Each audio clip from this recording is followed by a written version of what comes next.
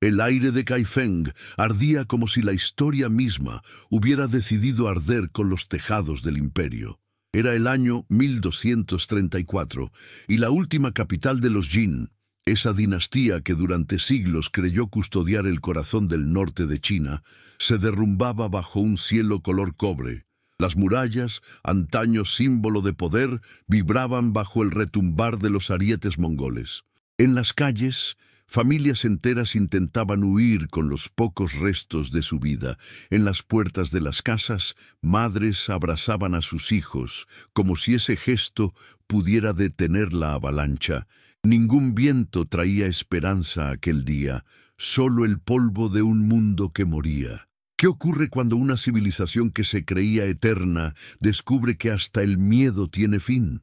Detrás de las líneas mongolas, Subutai observaba silencioso. Su rostro curtido por el invierno de 100 campañas no mostraba emoción alguna. La conquista de Kaifeng no era una victoria más. Era el cierre de un círculo. Ordenó abrir un corredor en el sitio. No había clemencia, solo cálculo. Y mientras las puertas eran derribadas y las llamas ascendían hasta eclipsar el mediodía, un eco cruzó las llanuras del norte. La era de los Jin había terminado, y el mundo pronto conocería un nuevo orden. Pero ni siquiera la precisión fría de los generales mongoles podía prever el colapso moral que se aproximaba. Lo que ocurrió con las mujeres de Kaifeng y de toda China septentrional en los meses posteriores sigue siendo una herida apenas susurrada por los cronistas. ¿Dónde termina la guerra y comienza la devastación de lo humano? Si te apasiona descubrir la historia que los libros de texto omitieron, suscríbete ahora y activa la campana. Aquí desenterramos el pasado sin censura. A medida que la ciudad caía, los soldados mongoles se dispersaban como enjambres. No había órdenes precisas más allá de una consigna simple. Ningún enemigo debía quedar con vida, y ningún tesoro sin dueño. Las mujeres se convirtieron, de repente, en tributos vivos. Las nobles, las sirvientas, las campesinas arrancadas de los arrabales, todas fueron marcadas por el mismo destino incierto. En los patios ennegrecidos por el humo se improvisaban loterías macabras. Las jóvenes eran agrupadas, tasadas como ganado. Algunas fueron reclamadas por oficiales para servir como botín personal, otras enviadas al norte hacia campamentos donde nadie hablaba su lengua. El llanto se confundía con el chisporroteo de las techumbres ardiendo. Pero sería un error creer que este caos era solo brutalidad sin propósito. El imperio mongol, guiado por la lógica despiadada de Genghis Khan, veía en cada acto una función estratégica. Las mujeres chinas, especialmente las de linaje noble o conocimiento de la administración, eran vistas como piezas útiles. Podían consolidar alianzas, producir herederos mestizos o servir como mediadoras entre dominios conquistados. La devastación tenía método. A veces, la conquista se disfrazaba de selección. En una mansión derruida cerca del lago Bian, una mujer llamada Lian Yu aguardaba su destino. Había sido esposa de un funcionario Jin, ahora muerto en las murallas. Los invasores la encontraron refugiada entre sedas húmedas, junto a un retrato de su esposo. Un capitán mongol la observó con algo que parecía duda. Luego, la apartó de la fila y ordenó que fuera enviada al norte. Para muchos, eso significaba esclavitud en las orillas del Onón. Para otros, curiosamente, era una forma de sobrevivir. Lian Yu no lo sabía, pero su vida se convertiría en símbolo de las paradojas de ese imperio naciente. La marcha hacia el norte duró semanas. El invierno aún no había cedido, y los convoyes atravesaban aldeas despobladas, cruzando ríos donde los cuerpos se acumulaban como troncos en deshielo. Las prisioneras dormían sobre pieles húmedas, vigiladas por lanceros de mirada vacía. Pero incluso en aquellas caravanas silenciosas había rumores. Algunos decían que los mongoles ofrecían un futuro diferente a las mujeres que se sometieran, que había entre los hijos del Khan quienes buscaban esposas chinas para consolidar su poder. Era la política del miedo, convertida en genética. ¿Podía una dinastía desaparecer incluso dentro de la sangre de sus conquistadores? Mientras tanto, Subutai preparaba su siguiente movimiento. El sur de China aún pertenecía a los Song, y la caída de los Jin era solo un peldaño en la ambición mongola de unir todo bajo un solo estandarte. En los campamentos, los generales discutían sobre logística, raciones y recompensas. Entre los trofeos, miles de mujeres eran clasificadas, registradas, distribuidas. El orden después del caos tenía rostro y número. Algunas fueron asignadas a familias mongolas de rango medio, otras a los clanes militares para repoblar regiones destruidas. Lo que para las crónicas posteriores sería descrito como traslado de población, para las mujeres significó pertenecer a nadie y a todos. Estamos documentando cada detalle de este conflicto. Si valoras este nivel de profundidad que no encuentras en otros canales, dale un like y únete a nuestra comunidad. Hacia la primavera, los rumores llegaron hasta el campamento de Ogedei, el heredero del Gran Khan. Se hablaba de un número tan vasto de mujeres cautivas que algunos comandantes empezaban a temer rebeliones internas. En ciertas regiones, las aldeas chinas comenzaron a organizar rescates nocturnos. Mujeres disfrazadas de campesinas intentaban cruzar líneas mongolas fingiendo ser comerciantes o sacerdotisas, pero los intentos eran casi siempre descubiertos. La represión creció con eficacia matemática. Fue entonces cuando surgió la figura de Yelu Chukai, el consejero confuciano del Khan, quien advirtió: si reducimos a los sabios y a las madres a ganado, ¿quién enseñará a los hijos del imperio? Sus palabras no detuvieron la corriente, pero abrieron grietas. Algunos comandantes, impresionados por la erudición china, comenzaron a proteger voluntariamente a ciertas familias. Kaifeng seguía en ruinas. En lo que alguna vez fue su mercado central, una columna de humo recordaba día y noche que la dinastía Jin no volvería. Los mongoles empezaron a usar el sitio como base administrativa.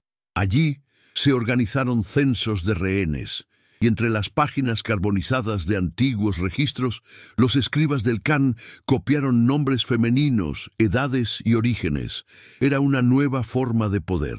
Catalogar, domesticar, absorber la identidad enemiga para neutralizarla. Pero ¿cuánto conocimiento puede sobrevivir al miedo?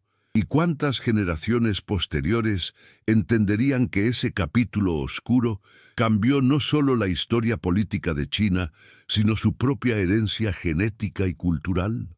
En los años siguientes, los nacimientos mestizos comenzaron a multiplicarse. De estas uniones, voluntarias o impuestas, nacería una generación que hablaba mongol con acento de las llanuras chinas, hijos de una guerra que no entendían y de un linaje que los rechazaba. Lian Yu, en un asentamiento cercano al río Kerulén, dio a luz a un niño. Nadie sabía su verdadero padre. Pero en sus ojos, una mezcla de la serenidad oriental y la fiereza esteparia, algunos vieron una profecía, el rostro del futuro de Eurasia. A medida que avanzaba la década, las historias de esas mujeres se perdían entre los pergaminos oficiales. El relato imperial necesitaba héroes, no víctimas. Y sin embargo, fueron ellas quienes transmitieron lenguas, costumbres y canciones que los mongoles transformarían en su nuevo tejido cultural. La conquista, sin proponérselo, había parido una síntesis. Mientras tanto, la dinastía Song observaba desde el sur con terror. Si los mongoles habían arrasado con los Jin, ¿qué impediría que hicieran lo mismo con ellos? El emperador Li Song ordenó reforzar las defensas del río Yangtze, pero los mensajeros que llegaban del norte traían algo más aterrador que ejércitos. Relatos de mujeres convertidas en símbolos de dominación. historias que el pueblo narraba en susurros, fantasmas que deambulaban por los templos, buscando hijos perdidos, o cuentos de jóvenes que se lanzaban a los ríos antes de ser capturadas. La memoria popular comenzó a resistir donde la espada había fallado. El clima empeoró, sequías en el norte, inundaciones en el este. Los cálculos del Khan eran claros. El hambre sería su mejor aliado. En solo 3 años, zonas enteras quedaron despobladas. Pero en los huecos que dejaba la guerra, nuevas comunidades mestizas nacían. Había algo trágicamente inevitable en ello. Las mujeres capturadas que sobrevivieron fueron las primeras mediadoras culturales en territorios dominados. Aprendieron la lengua de sus captores, enseñaron la suya a los hijos que tuvieron y tejieron puentes invisibles entre 2 mundos que creían irreconciliables. El destino de Lianyu, ahora llamada por sus captores Aruk, ejemplifica esa paradoja.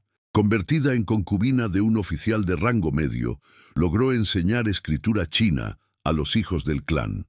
En secreto, copiaba poemas antiguos en trozos de cuero. Esas palabras viajeras sobrevivieron siglos. Nadie lo sabía, pero su caligrafía sería una de las semillas de la sinización cultural del imperio.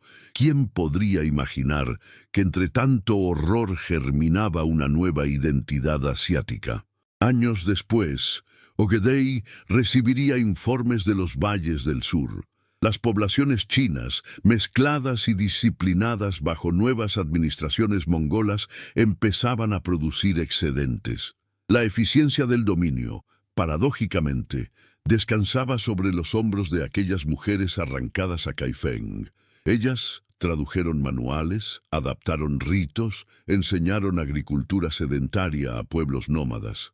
Sin saberlo, estaban construyendo las bases del imperio más vasto de la historia. Pero en esa apariencia de orden se escondía la mayor tensión moral. Los hijos de esas uniones crecían divididos. No pertenecían totalmente a ninguno de los 2 mundos. En ellos, el orgullo mongol y la introspección china chocaban en silencio. Muchos serían marginados, otros ascenderían como mediadores. Uno de ellos, conocido como Temur Arslan, comandante de frontera, cambiaría para siempre el curso de los acontecimientos. Fue en 1243 cuando Temur, hijo de madre china y padre mongol, ordenó la captura de una guarnición Song usando tácticas aprendidas de los textos que su madre había preservado. Su éxito fue tan espectacular que Ogedei lo convocó a Karakorum. Allí, frente al corazón del imperio, se debatió algo más que estrategia. ¿Debían confiar el mando a descendientes mestizos? El consejo se dividió. Pero una cosa era evidente. Lo que comenzó como un acto de violencia había engendrado un nuevo orden cultural que ni el Khan podía controlar completamente. Y así, el destino de Lianyu y el de miles como ella comenzó a confundirse con el de los mismos conquistadores.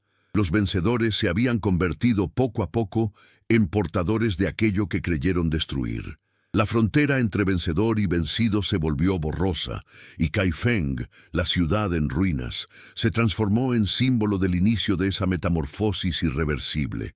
La historia no termina aquí. Asegúrate de estar suscrito para que YouTube te notifique inmediatamente cuando subamos la conclusión de esta saga. La ruina de Kaifeng ya era apenas un recuerdo sepultado bajo polvo y nombres olvidados. 10 años habían pasado desde aquel amanecer de fuego, y el imperio mongol se extendía ahora desde el Caspio hasta el Pacífico. Los Jin eran un eco, los Song el siguiente objetivo. Pero entre las ruinas de esa expansión imparable sobrevivía otra historia, la de miles de mujeres trasladadas tras la caída.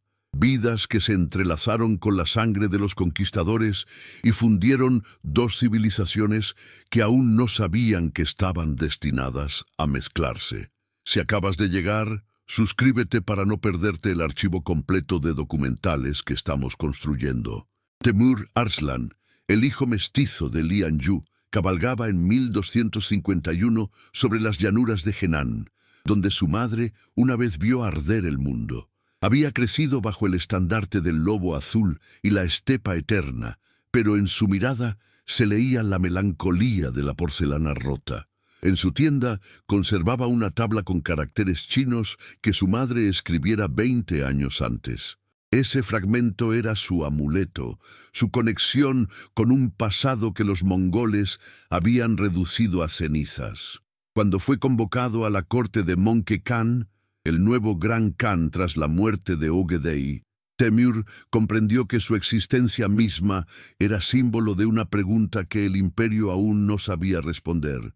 ¿Puede el conquistador unificar lo que desprecia? Mientras tanto, en las planicies del norte, Lian Yu envejecía lentamente. Había sobrevivido al parto, a la humillación, a las estaciones y a los silencios. En el mercado de Karakorum enseñaba a los hijos de los nobles mongoles los caracteres básicos del idioma chino. Algunos la llamaban Madre de las Letras del Este. Nadie imaginaba que esa mujer, antaño un simple trofeo, estaba modelando el pensamiento de una generación. Bajo su instrucción, los hijos del Khan aprendían a escribir proverbios sobre armonía, destino y justicia, palabras que resonaban como presagios de un cambio inevitable. La expansión hacia el sur comenzó en 1253. Möngke ordenó a su hermano menor, Kublai, avanzar hacia los territorios Song. Sabía que no bastaban la fuerza ni los caballos. Necesitaban legitimidad. Y esa legitimidad debía construirse sobre algo más que el miedo. En este nuevo contexto, las mujeres chinas en las cortes mongolas cobraron un papel inesperado. Sus conocimientos en etiqueta, medicina y administración se volvieron indispensables. Las concubinas se transformaron en consejeras, las esclavas en traductoras, las cautivas en maestras. Lo que comenzó como imposición se volvió simbiosis. Lian Yu fue convocada al campamento de Kublai. Supo, apenas verlo, que aquel joven de mirada profunda no era un simple guerrero. Kublai observaba el mundo con una ambición que iba más allá de la conquista territorial. Deseaba comprenderlo.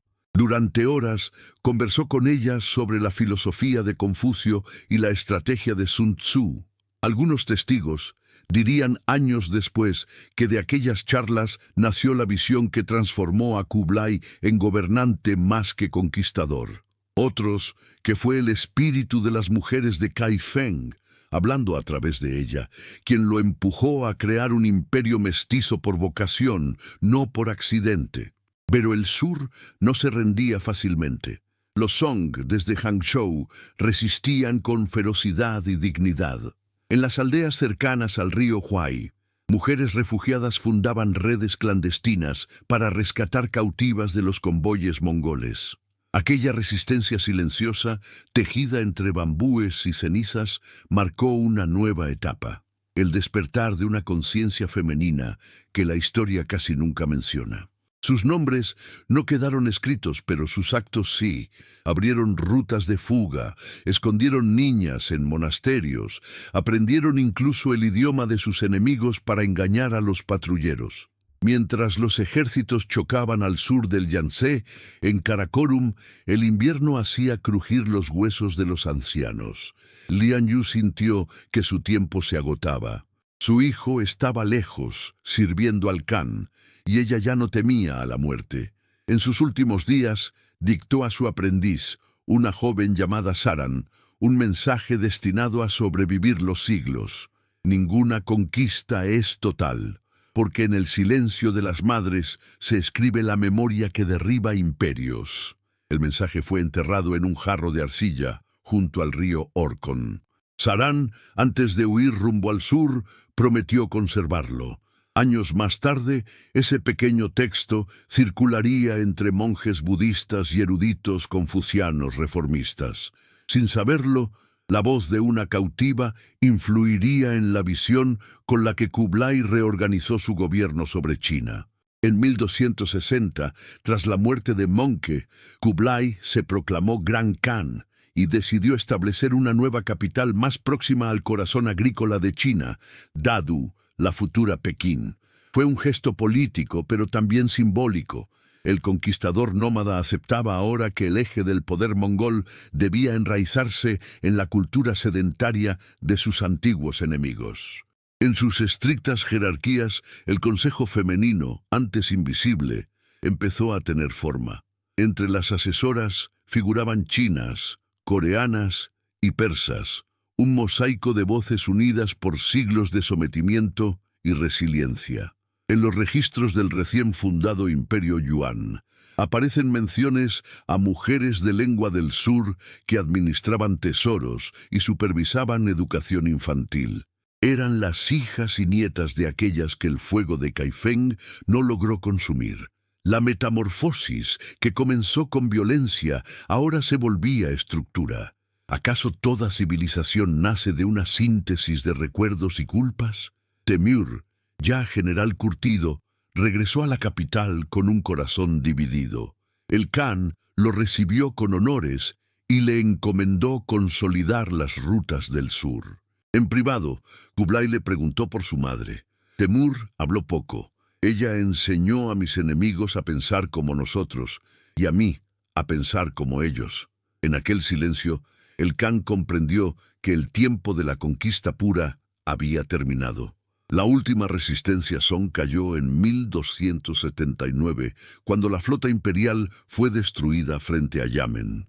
El pequeño emperador Zhao Bing se arrojó al mar, sostenido por su tutor, antes de caer en manos mongolas. China se había unificado bajo un único soberano extranjero, pero lo que siguió no fue la extinción cultural que muchos temían.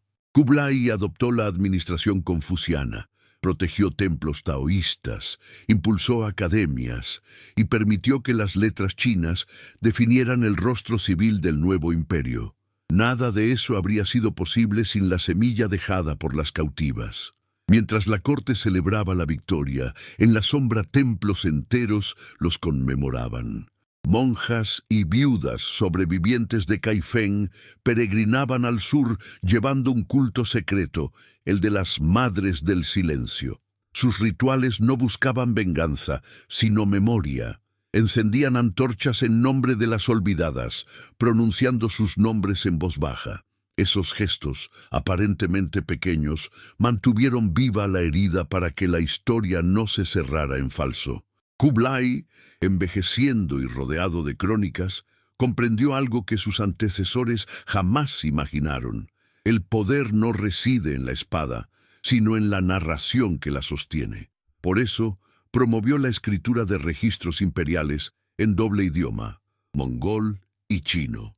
Fue su manera de admitir que el mestizaje ya era irreductible. Entre los traductores designados figuraba una joven con el mismo apellido de su madre adoptiva, Saran Lian. A través de ella, los textos de Kaifeng reaparecieron camuflados entre decretos y poemas de guerra. La voz de las cautivas se infiltró en el propio archivo imperial. A finales del siglo XIII, Temür fue ascendido a mariscal. Su ejército era un mosaico de hombres nacidos en las fronteras, de ojos rasgados y piel tostada, que hablaban dialectos mezclados. Cuando viajó a Kaifeng por primera vez en calidad de gobernador, la ciudad había sido parcialmente reconstruida. En el lugar donde su madre fue capturada, ordenó levantar una biblioteca. En su dedicatoria se leían solo 5 palabras. Para quienes sobrevivieron al fuego. La biblioteca se llenó de manuscritos recopilados a lo largo del corredor del norte.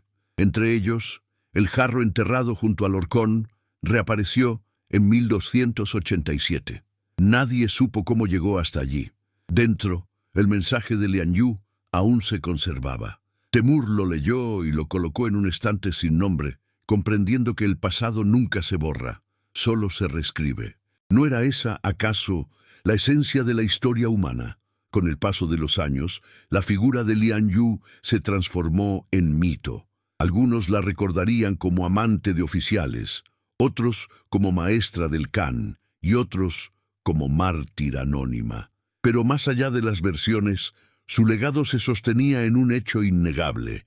Lo que los mongoles hicieron con las mujeres chinas después de Kaifeng dio forma a la identidad del Imperio Yuan. Sin esa mezcla, China no habría resurgido como bastión cultural entre Oriente y Occidente. Cada hilo de seda exportado por la ruta de la seda llevaba en su trama una historia de sobrevivencia femenina, una memoria escondida que viajó más lejos que los ejércitos. A finales del siglo XIV, cuando los mongoles fueron expulsados y la dinastía Ming restauró el dominio chino, los artesanos de Kaifeng seguían recitando plegarias a las mujeres del siglo anterior. En las paredes de un templo cercano se hallaba una inscripción. De ellas vino la sombra y la luz. Los cronistas oficiales no mencionaron esos versos, pero los campesinos los conservaron hasta hoy. El eco de su tragedia transformó la conciencia histórica del país. Gracias a ellas, la literatura china del período floreció con retratos de heroínas trágicas, de madres que se sacrificaban por honor y de amantes atrapadas entre mundos enemigos. El dolor se volvió arte, el arte memoria, la memoria puente. El siglo XXI rescata apenas fragmentos de esos relatos. Los arqueólogos que excavan las ruinas de Kaifeng aún encuentran sellos con nombres de mujeres transcritos en mongol. Entre ellos, algunos llevan el símbolo del loto, flor que en la tradición china representa la pureza nacida del fango, ironía o justicia poética. Aquel símbolo floreció justo en el lugar donde la suciedad de la guerra había tocado fondo. Lo que los mongoles hicieron con las mujeres chinas después de Kaifeng no fue solo un episodio de barbarie, sino el punto de inflexión de una civilización dual. La violencia, sin saberlo, dio a luz un mundo nuevo. Los imperios se desvanecen, pero sus mezclas permanecen. La sangre de aquellas cautivas todavía corre por las venas de millones en el norte de China, donde los rasgos mongoles y la suavidad de las facciones Han se funden sin frontera visible. Si quieres que sigamos produciendo documentales de larga duración, la mejor forma de apoyarnos es suscribiéndote. Comenta qué otra historia olvidada deberíamos investigar. Porque, al final, las llamas de Kaifeng no solo destruyeron una ciudad, revelaron lo que ocurre cuando la humanidad se enfrenta a su espejo. Y en ese reflejo todavía arde la pregunta que esta historia dejó sin apagar. ¿Cuántas veces más necesitaremos perderlo todo para aprender qué significa realmente conquistar?